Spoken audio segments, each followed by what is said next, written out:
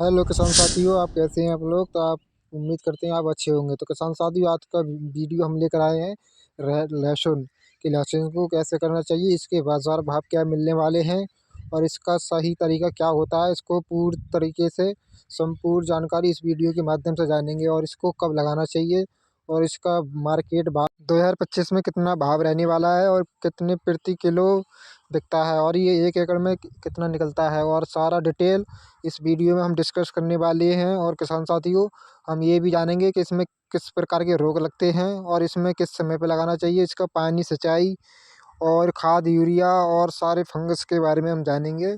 बने रहिए हमारे साथ। जो किसान साथी हमारे चैनल पर नए हैं, हमारे चैनल को सब्सक्राइब कर लें। इसी तरीके की वीडियो हम अपलोड करते रहते हैं। तो किसान साथियों, हमारे चैनल को सब्सक्राइब कर लें, हमारी वीडियो को लाइक एंड कमेंट और अन्य किसानों को हमारी वीडियो शेयर करें। तो किसान भाई, लहसुन यूटी के बारे में हम जानेंगे कि इसके लिए खेत तैयार करना चाहिए और कितनी जुताई लगाना चाहिए, इसके लिए हमें कितने पैसों की ज़रूरत पड़ती है और इसका पूरा डिस्कस करने वाले हैं। और किसान साथी, इसका बाज़ार भाव क्या रहेगा और आने वाले टाइम में इसकी समस्या क्या देखने को मिलेंगी किसान भाइयों को और इसमें किस तरीके के रोग फैलते हैं। तो सबसे पहले हम बात कर लेते हैं, सबसे पहले खेत को कैसे तैयार करें। तो किसान भाई, आप जानते हैं कि किसी भी कंद वर्गीय फसल को उगाने के लिए उसके लिए हमें गहरी जुताई 3-4 करनी चाहिए। जैसे कंद वर्गीय फसलें हो गई, जैसे हमारा आलू हो गया, प्याज हो गया, लहसुन यूटी हो गया और अन्य कई ऐसी फसलें आती हैं जो कंद वर्गीय होती हैं। इनके लिए हमें रोपने के लिए किसान भाइयों हमें गहरी जुताई 3-4 लगाना चाहिए और इसकी मिट्टी महीन होनी चाहिए। रोटावेटर से 1-2 जुताई कर सकते हैं। अब किसान साथियों, अब हम बात कर लेते हैं कि इसमें देसी खाद का कितना उपयोग करना चाहिए। तो किसान साथियों, 1 एकड़ में लगभग आपको 4 से 5 ट्रॉली देसी खाद का उपयोग करना है। और कुछ ऐसे छोटे किसान होते हैं जिनके पास देसी खाद की कोई व्यवस्था नहीं होती, तो किसान भाई उनके लिए लगभग ये वर्मी कंपोस्ट खाद भी आती है, उनको भी डाल सकते हैं। और जो अकार्बनिक खाद होती है उनका भी अपनी फसल के अंदर उपयोग करें पहले, और उसके बाद में हम अगले स्टेप की बात करने वाले हैं। इस स्टेज में किसान भाइयों, हमें लहसुन की रोपाई करने के पूर्व हमें रासायनिक खादों का उपयोग करना है। जैसे और हमें सिंगल सुपर फास्फेट डालना है। और इसको 1 बीघे की हम मात्रा की बात करें तो इसमें लगभग आपको 25 केजी से लेकर 30 केजी तक डालना है। और किसान भाई, इसके साथ हमें डाई अमोनियम फास्फेट का उपयोग कर लेना है, यानी DAP। इसकी बात करें तो ये भी 25 किलो से लेके 30 किलोग्राम तक इसको डाल सकते हैं। और हमें फास्फोरस और पोटास को भी इसमें डालना है, क्योंकि ये किसान भाइयों पोटास और फास्फोरस ये कंद वर्गीय फसलों के लिए बहुत ही उपयोगी होते हैं, जिससे हमारा साइज भी इंक्रीज होता है और हमारे फसलों के अंदर जो कंद वर्गीय होती है इनके अंदर वाइटनेस अधिक आती है और ये चमकदार भी निकलती है। और इसके लिए हम बात करें 1 बीघे की, तो इसमें लगभग 15 से 20 किलो ग्राम तक इसको डाल सकते हैं, जिससे जो हमारा बेहतरीन रिजल्ट देखने को मिल सकता है।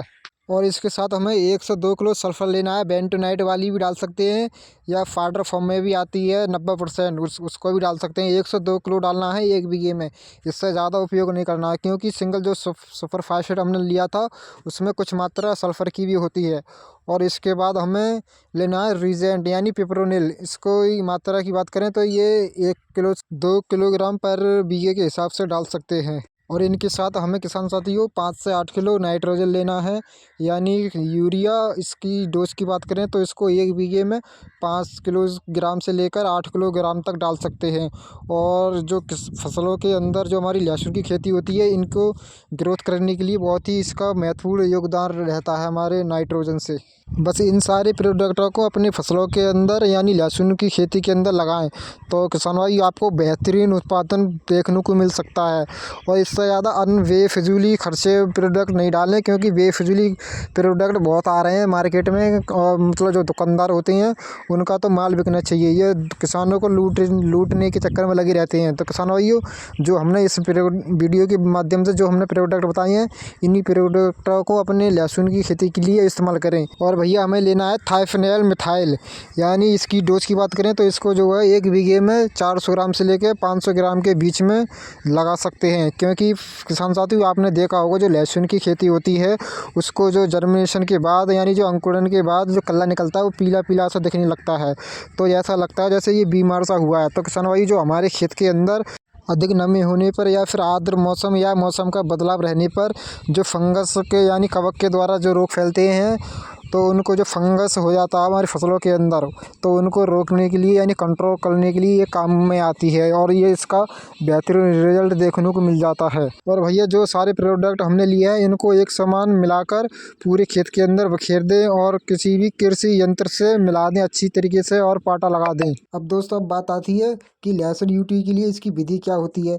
तो किसान भाई, ये हो सकता है कि सितंबर में पूरे महीने बारिश रहे, तो इससे के लिए इससे जो है 2 फीट की भी बेड हो सकती है, 3 फीट की भी बेड हो सकती है। और भैया जो बेड के ऊपर लाइन से लाइन की दूरी आपको 4 से 6 इंच रखनी है और पौधे की दूरी लगभग 4 से 5 इंच रखनी है। बीज शोधन पहली अवस्था में कर लें और इसके बाद ही अपने खेत के अंदर लहसुन यूटी की रोपाई कर सकते हैं। इससे अच्छा बेहतरीन रिजल्ट देखने को मिल सकता है।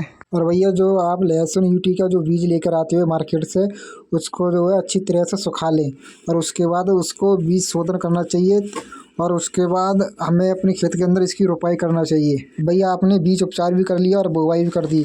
अब इसके बाद हम बात करते हैं कि इसके अंदर खरपतवार को कैसे कंट्रोल किया जाए। तो इसको कंट्रोल करने के लिए आपको पेंडामेथलिन 30 EC वाली लेनी है। इसका डोज की हम बात करें तो इसको जो है लगभग 400 ग्राम 1 बीघे में लगा सकते हैं और सिंचाई कर देना है, जिससे जो हमारे खेत के अंदर जो खरपतवारों के जो सीड होते हैं उसका जर्मिनेशन होने से पूरी तरीके से रुक जाता है।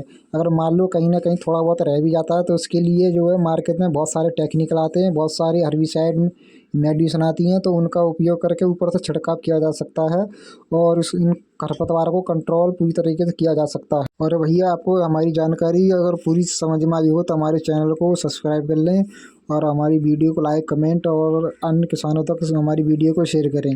तो मिलते हैं नेक्स्ट वीडियो में। धन्यवाद।